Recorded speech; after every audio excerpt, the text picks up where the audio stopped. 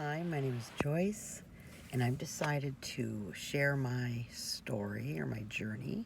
I'm going to be having Roux and Y gastric bypass next month. It's September 25th of 2019.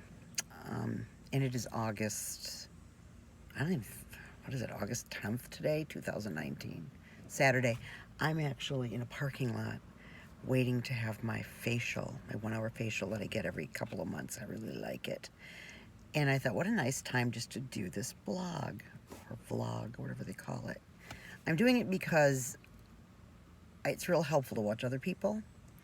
And it's helpful to hear what other people have done throughout their lives, what kind of issues they've dealt with when it comes to weight, why they decided on bariatric surgery. And I'll try to put mine in a nutshell. Just first of all, my stats are, I'm 60 years old, just this year, in January, 60 years old. So I'm an older candidate. I weigh right now about 259 pounds. I've lost about 15 pounds, maybe just a little over, since I started seeing my medical nutrition, APNP, nurse practitioner, every month, which I think I started seeing her in February. It's been really slow, and I know that. I could have probably lost a lot more, but I'm not a big exerciser, and that's going to be something I need to work on big time. I have not, I'm sorry, I'm going to try not to say too much. I have not had a weight problem my entire life. It really got pretty bad, out of control in my 40s, my late 40s. I was a very thin child, never had weight problems. None of my brothers and sisters were heavy.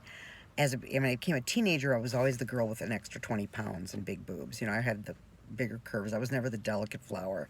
But I was not obese. I was just overweight. And then in my 20s, I might have gained a little weight. I probably stuck around the 140s. You know, I'm just under 5'5", just under 5'5". So I was all right. But I was always the, curvy, booby girl. And no big deal. Once I had my kids, I gained 60 pounds with each of my children in my 30s. Lost it all with both of my kids. Kept it off with Weight Watchers. I gotta tell you, I'm plugging Weight Watchers. If you can keep the weight off and kind of keep in the Weight Watcher groove, it is a great program. I'm not gonna lie. I have a problem with that. Although I did keep about 50 pounds off for 10 years after I had my kids. When I became a nurse, and I became a nurse in my 40s, after a while the weight started creeping on. In my late 40s and 50s, I got up to 268 pounds, which was really awful for me. And I couldn't breathe and walk. I was a nurse educator, my last nursing job at the hospital, and I would have to do tours like for new nurses. I could not breathe and walk and talk at the same time. I mean, that's when you know, holy crap, I got to do something about this. So I lost another 80 pounds, and that was only maybe about 6 years ago. Lost 80 pounds, got down to 187, doing great. And then stuff happens, and I wound up getting back up to 275 just earlier this year, or last year, I think 275. It was about the weight I was when I went for my bariatric consult. And the reason I went for my bariatric consult was when I gained all that weight back, lots of things have happened in my life in the last few years. I took care of my parents. They moved in with my husband and I. We've had a lot of deaths in the family. I had breast cancer, all in the last 4 years. My nephew died of ALS. It's kind of wimpy, but it's like, you don't think of yourself. And that's a bad habit. That's a lot of people have. When you tend to gain weight, that's me, and you start going, just not taking care of yourself and thinking about yourself, that's how your weight really gets back up there. I remember I was 235 when my dad died, and within 4 months, I was up to 270. It was like, wow. I wasn't as active. And that was only a year ago. I decided that was enough. Last November, I know I'm rambling a little bit, but a lot has happened, probably in the last 4 or 5 years. So last November, I was going to go back to Weight Watchers because I think it's a great program. And then I thought, both my parents are gone now. They both died within a year of each other. They both died in my home. I have a great husband who loved them, and they loved him. And they were 84, both of them, when they died. And I thought, okay, what do I have? Maybe 20, 25 years left. I'm going to lose another 80, maybe even 100 pounds. And then I'm going to gain it back. I know I am. This doesn't work for me anymore. I can't do this. I'm desperate. So I said, obviously, there's a lot of stuff going on in my head. There's a lot of reasons I can't keep the weight off. I'm great at losing weight. I just can't keep it off. So I decided I needed more. I said, I can't do it myself in my head. I have to have some physical changes. I refer to it as retooling. And when I went to I'll tell you how I got to my surgeon. He agreed. He said, yeah, you can't just rely on your head. Your head's going to be a huge part of it. You need some incentive physically too. You need something to tell you this is not good for you. So, overeating or eating the wrong things, that kind of thing. So anyhow, my doctor is Dr. Woody Irwin Woody, is his nickname, Denham. He's at the North Shore University Health Systems in Northern Illinois. I live in Wisconsin, but I go down there. I went through my workplace, my insurance. This is the first insurance I've ever had that actually paid for most of the bariatric surgery. It'll pay for 80%.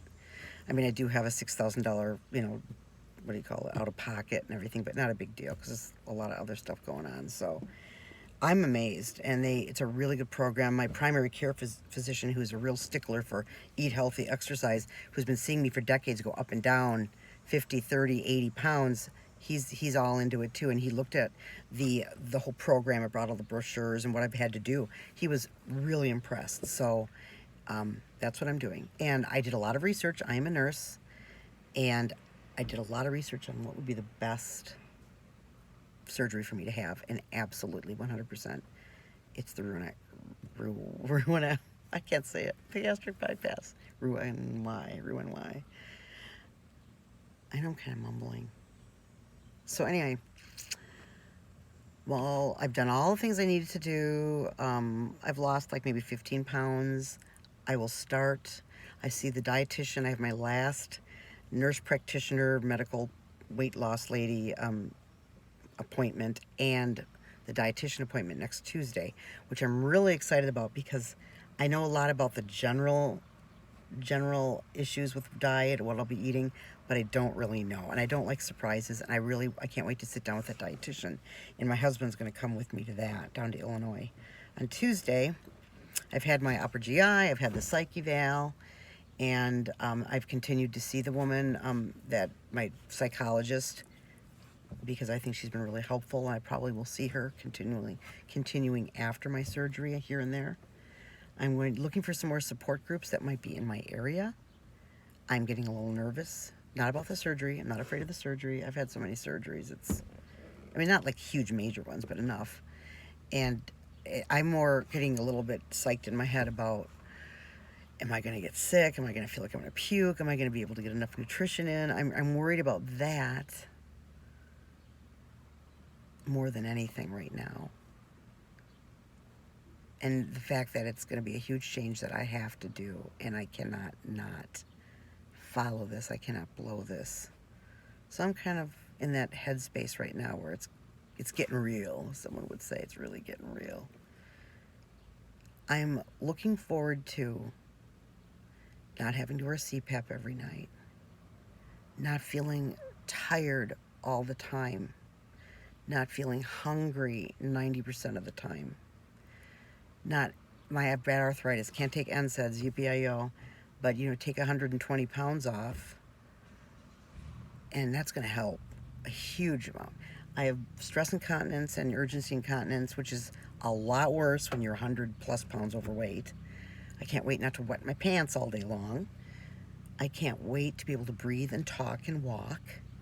I can't wait just not to hurt and to feel crappy.